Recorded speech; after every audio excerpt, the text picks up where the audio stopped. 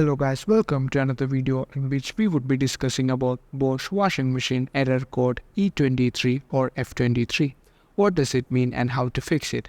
The Bosch washing machine error code E23 or F23 indicates that the aqua stop system has been activated due to a leakage or water accumulation in the base of the washing machine.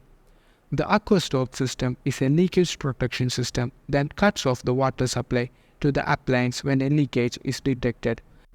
This error code can occur during the water fill-in or when running the washing program. To fix this issue, follow these steps. 1. Turn off the water supply. This intervention is aimed at addressing leakages during the water fill-in to the appliances. To do this, turn off the external supply tap and contact the Bosch support team or specialized personnel to access the aqua-stop system. 2. Drain the base water. Draining water accumulated in the appliance base is another effective intervention, especially if the error code was detected by floating sensor at the base. To do this, turn off the external water supply to the appliance. Place a collection tray at the back of the appliance and make sure that the tray aligns with the base drain vent.